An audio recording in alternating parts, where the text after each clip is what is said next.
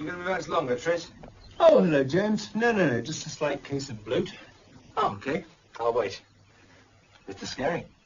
Good thing you called me when you did, Mr. Scary. It's not serious. Now, bloat can kill if it's not treated in time. That's true, I assure you.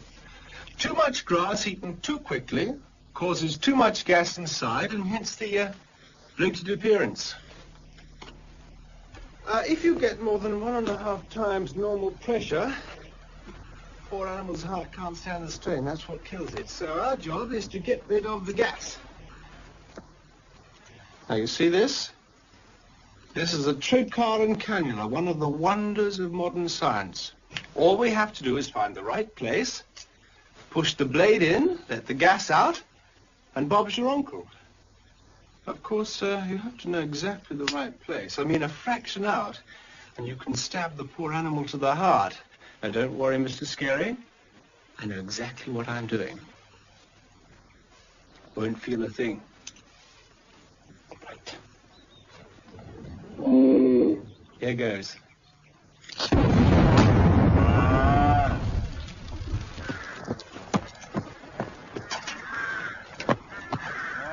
Are you all right, Trish?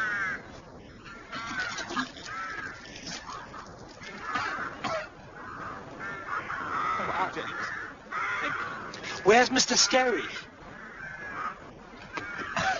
Methane, my dear Tristan, is a highly inflammable gas. Well, any fool knows that. Not apparently I was Mr. Scary. Should have warned him. Well, how was I to know he's going to choose that moment like... You weren't, but you should have warned him anyway.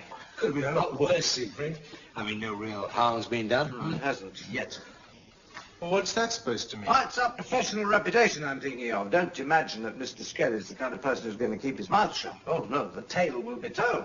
It's just the sort of thing that spreads like wildfire.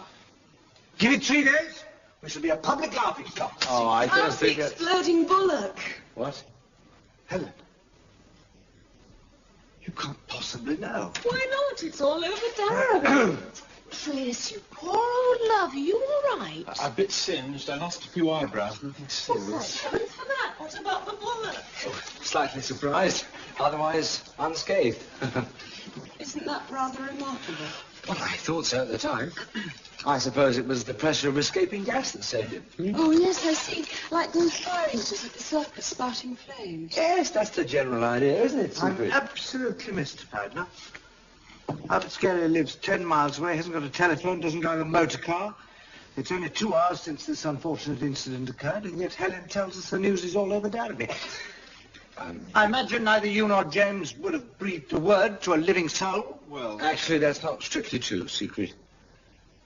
What are you trying to tell me, James? But Tris had a very nasty shock. I took him to the drovers for a pint. And? Oh, come on now, Siegfried. Stop playing counsel for the prosecution. I mean, it's obvious, isn't it? Not to me, Tristan. Well, we went to the drovers like James said. There was just Betty there behind the bar, nobody else. No. There I was, looking like a chimney sweep, smelling like a wet bonfire. Well, naturally, she wanted to know. And you told her? Well, you didn't expect me not to. You blamed Scary, I suppose. Well, I didn't blame myself. I'm going into the kitchen to help Mrs. Hall with the lunch. No, Helen, you're not. No, forgive me. I get carried away. I'll take it.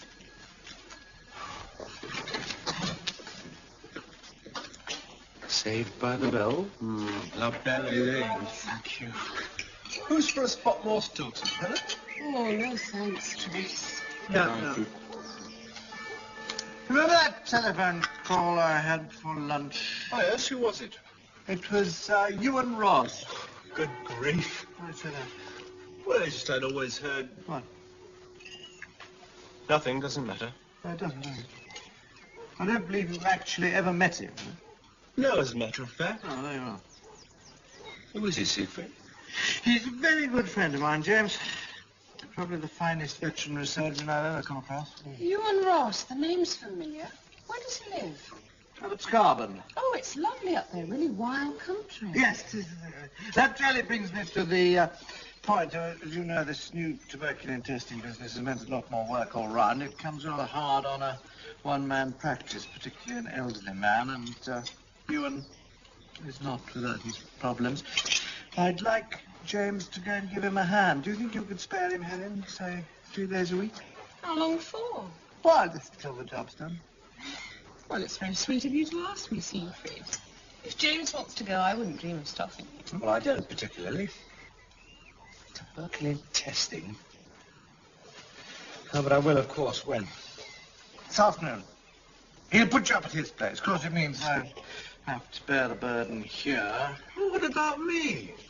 Yes, well, I don't want to rub it in, Tristan, but after the scary episode this morning, I think I'd feel happier if you stayed away from the larger livestock for the time being. Should we say a spot more surgery work? Cats, dogs, pet rabbits, that kind of thing? Thank you very much. Anyway, James, Ross and you will be sharing the proceeds up there, so it does mean a drop more cash. Oh, fine. It's all grist to the mill. I'm sure you'll like Ewan. He knows more about horses than any man I've ever met. What ails me, lad? You and Ross, that's what. I've been looking at the map. Scarborough is remote, high and rough. Sheep country, some cattle. I don't expect there's a real horse within miles. Horse? But your brother is one of the best men with horses I've ever met. And he doesn't dispense compliments lightly, does he? Which makes Mr. Ewan Ross one of the finest horse doctors in the country. It seems so. So what is a man like that doing in a place like Scarborough? Good question. Look, Tris, I smell a mystery. I mean, you started to say something as soon as I mentioned his name. Well, I thought better of it, that's all. Oh, come on now, James. You know Siegfried. Wasn't best pleased with Skerry's bullock. No point in tempting Providence. You know something, don't you? Well, it's just gossip. Hardly your line, old chap. No, if it is just gossip. On the other hand, what? forewarned is forearmed. I'm going to be out on a limb up there. If you know something you think I ought to know, be a chum and tell me. Well... Oh, come on, Tris. Siegfried's out. No one can hear us. All right. It's just the stories I've heard. By all accounts, Ewan Ross is one of the biggest boozers in the business. He goes on benders lasting for days. Touch of the strong-arm stuff, too. Strong-arm stuff? In the most literal sense. One of his favorite pranks is challenging big farmen in bars to take a hold. You know, shake hands, test of grip. One gathers the big men usually end up in tears and on their knees. That doesn't sound very funny. You think it's true, Tris? Oh, I told you. Just gossip. Of course, you don't usually get smoke without some fire. And I do know for a fact he was disqualified from driving for 6 months for being drunk.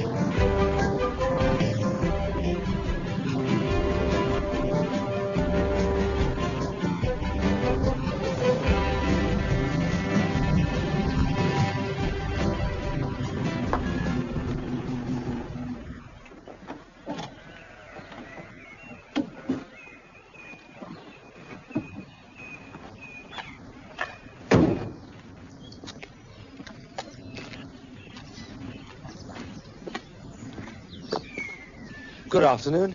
I want...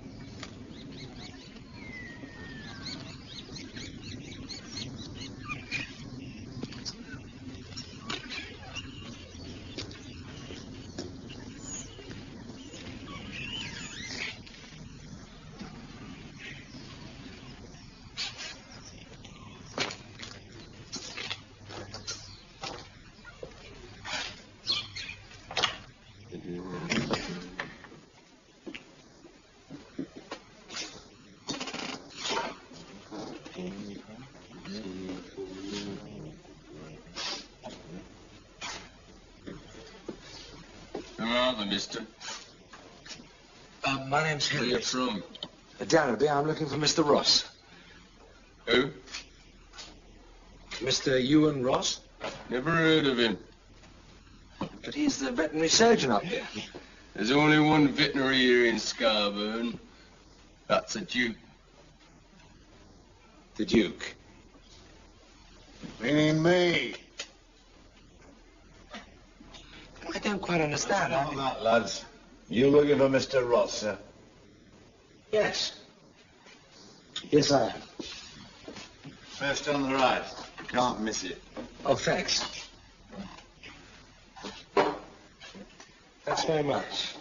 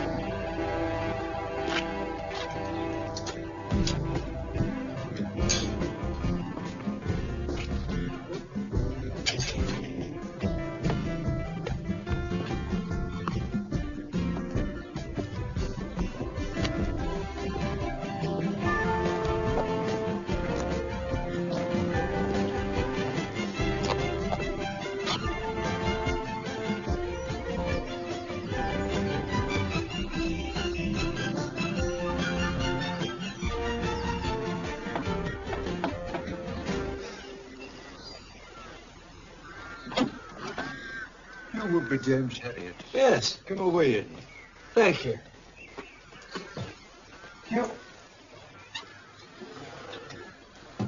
Ginny is Siegfried's right-hand man.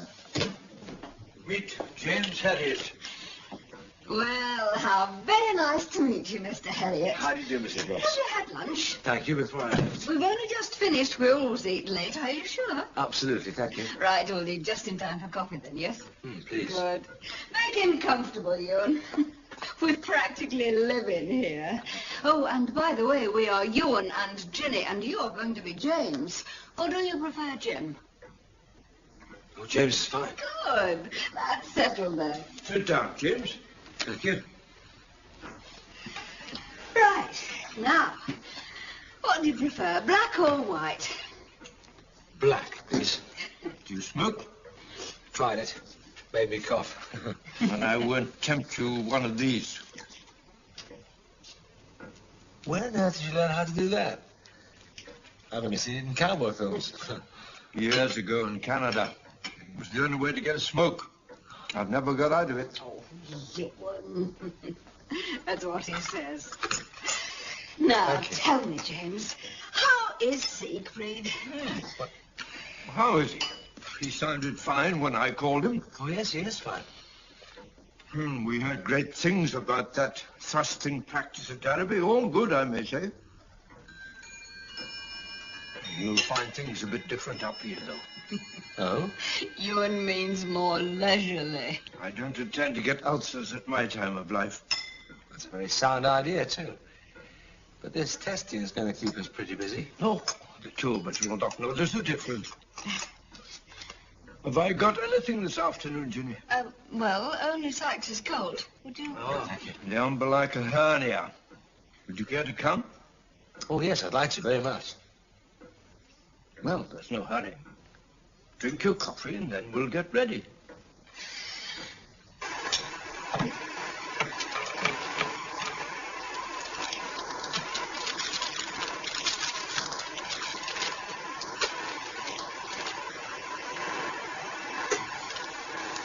Right. Let's go. Here we are. Sure.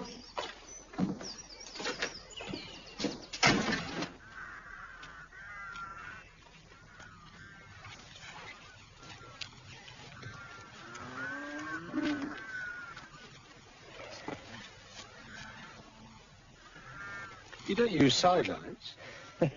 I'm a creature of habit, James. And if you can use sidelines, it's still the best method.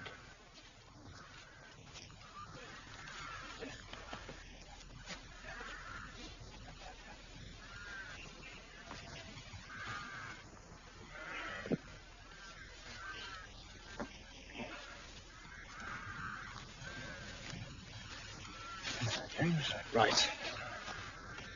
There we go. Tis again, Father. Have I heard it? Don't see many in these parts. Oh, Sammy. How'd you get? Mr. Wood on the other side of Foss Street. Scott Douzle's Mr. Farnham. Hey. What's the trouble? I think she's egg-bound. Egg-bound, huh? What's that? Oh, it's a bit unethical. What do you mean? Where's my patient? All right, let's have a second opinion.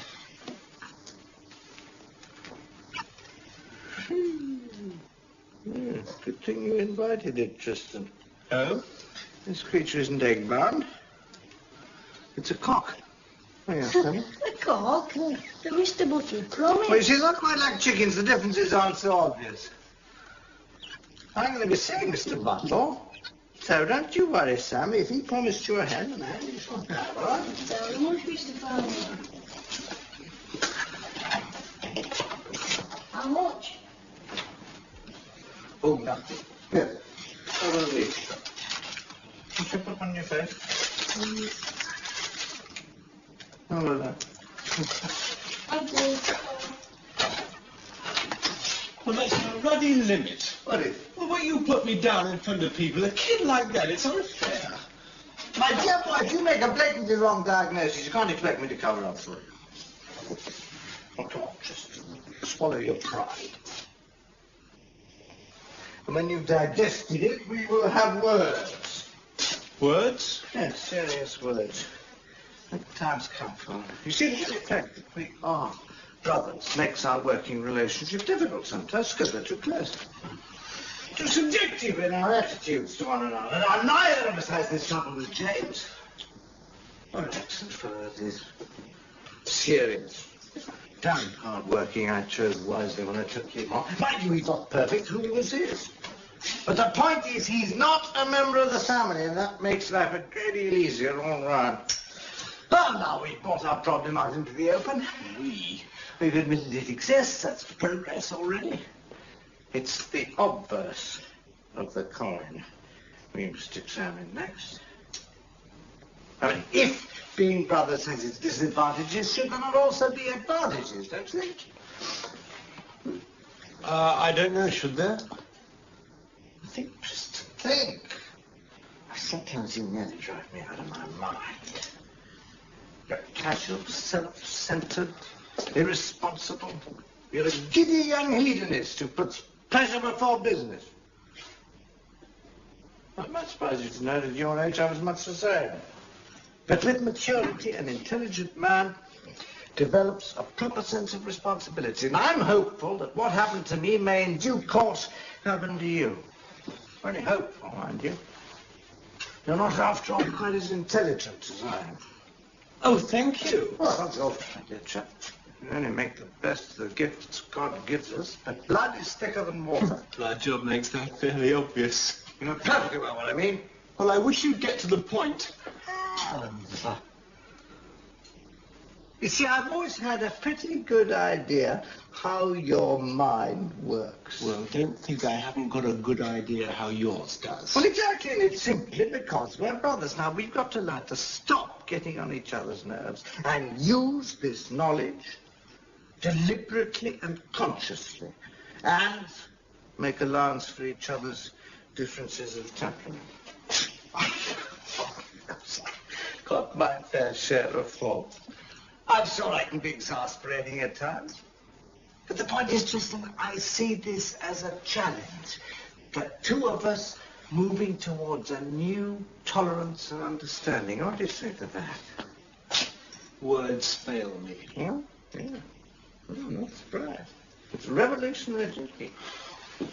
Mind you, it doesn't need to say that I won't kick your idle backside if I think you need it, but it won't be the same as before. Oh, why not? Because it won't be done in the heat of the moment, and you won't resent it. You won't suffer any feelings of grievance, not at all. And if you take the long view, to make you a more bearable person,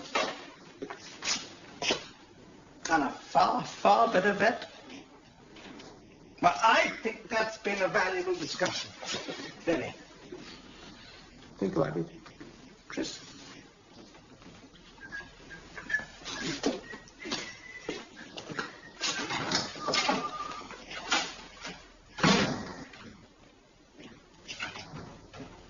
Oh, by the way, I want you to hold the fort tonight. I thought you said... Sorry. But I promised to meet somebody. Well, you just have to unpromise. I simply must go and see Mother. Right, Mr. Sykes, you can untie him now.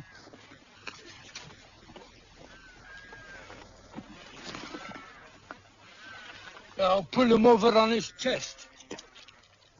That's right. Now, put your knee behind his shoulder and let him rest there for a bit. We'll wait until he comes to, James. Then I'll take you on a tour. You'll never find some of these farms by yourself. And then by that time, it should be just about open time. All right, lad. Steady now. There's a lad. There's a good one. Eh?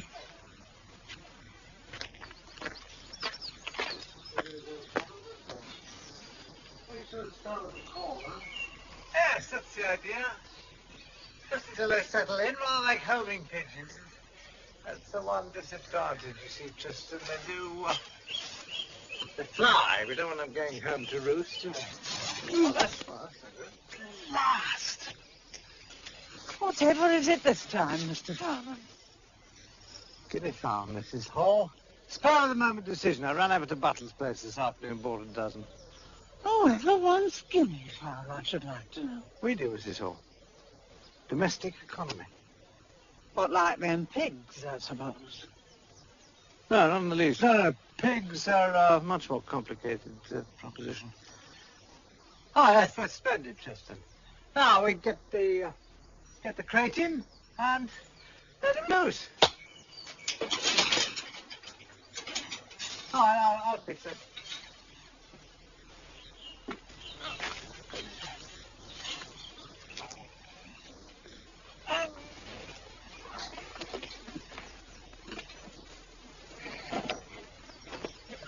Come on, then.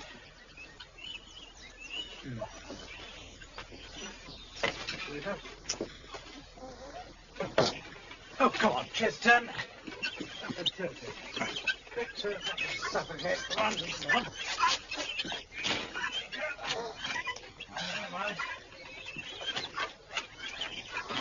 No, they're engaging. Hardy little creatures, guinea fowl, Mrs. Hall. They came from Africa, you know, in the 16th century.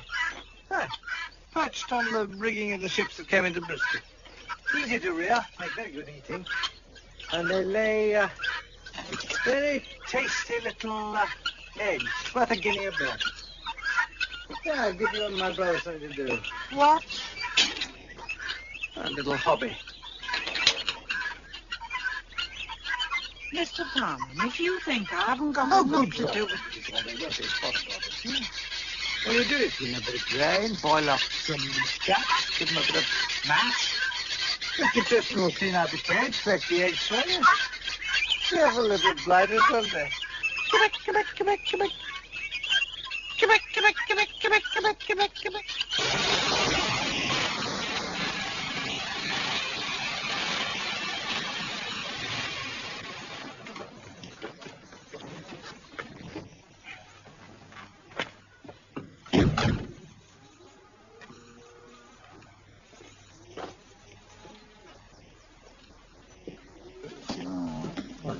Good evening, Mr. Skelton. Yes? See you later, Duke. Baby. Mr. Ross. 2 pints of your best, please. Coming up. Did you find your way all right, sir? Oh, yes, thanks. No trouble at all. I asked here on my way over to you. Let's take a pew by the fire.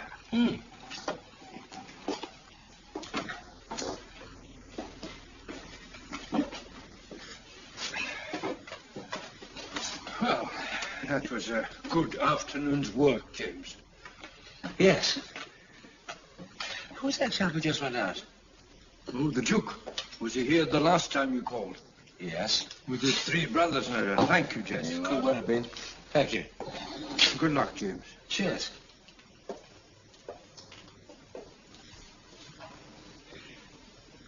What about them? They're a weird brood, the Skeltons. Marmaduke and Sebastian, Cornelius and Alonso. You don't mean it. It's great names for Yorkshire lads. I think there's a bit of the gypsy somewhere. Won't be at all surprised. What do they do? Alonso farms. Cornelius and Sebastian drive lorries for the dairy. And Marmaduke, he's the really colourful one. Yes, he's very useful to me, as a matter of fact. He didn't seem exactly, friendly. No, he wouldn't. He thinks of me as the opposition. Oh, he's not a vet. He's not properly qualified, if that's what you mean. But he's what you all call in these parts a right good hand. Carving, fowling, lamb. He's an expert. Docker and pig killer. Yes, he makes quite a nice little living. And he takes a lot of boring work off my hands to the bargain. I've no complaints, James. None at all.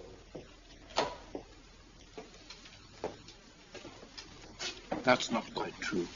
He has one bad failing apart from his loud mouth. Oh, what's that? Vanity, I suppose.